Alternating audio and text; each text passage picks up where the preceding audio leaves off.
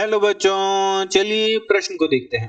प्रश्न है हमारे पास, मान लीजिए कि ए और बी दो समुच्चय हैं जहां एन ए अर्थात ए समुच्चय में अवयवों की संख्या 3 है और एन बी अर्थात बी समुच्चय में अवयवों की संख्या 2 है।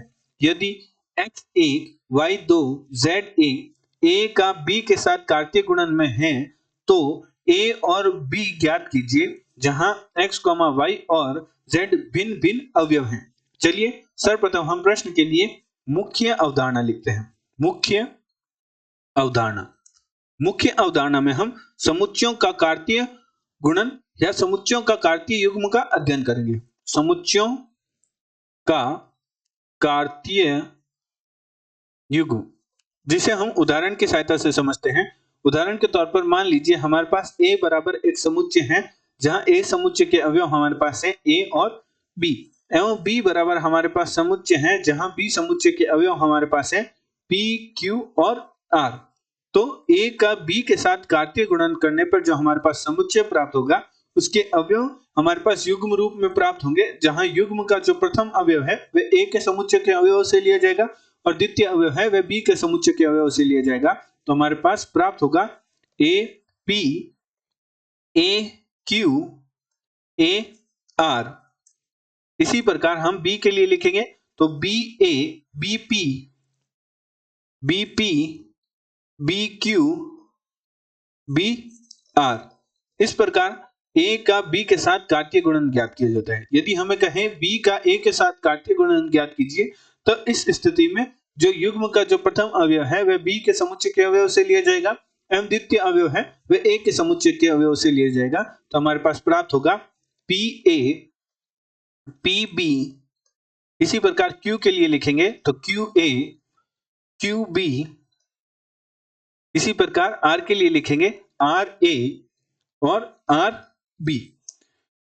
NA का अर्थ हमारे पास होता है A समुच्चय के लिए NA का मान NA का मान हमारे पास होगा 2, अर्थात A समुच्चय में अवयवों की संख्या हमारे पास है A और B, अर्थात हमारे पास A समुच्चय में अवयवों की संख्या 2 है तो NA का मान अर्थात A समुच्चय में अवयवों की संख्या का मान हमारे पास 2 होगा।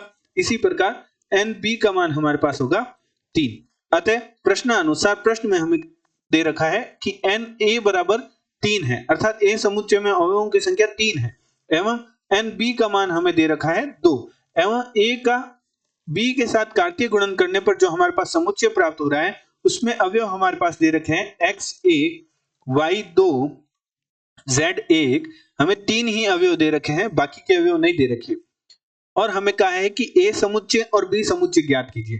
तो A का B के साथ जब हम कार्तीय गुणन करेंगे तो जो हमारा युग्म का जो प्रथम अवयव है तो युग्म में जो भी अवयव प्राप्त हो रहे हैं अर्थात समुच्चय में जो भी अवयव प्राप्त हो रहे हैं उन सभी अवयवों के युग्म में जो प्रथम अवयव है वह A के समुच्चय के अवयव से लिया जाएगा और द्वितीय अवयव है वह B के समुच्चय के अवयव से लिया जाएगा।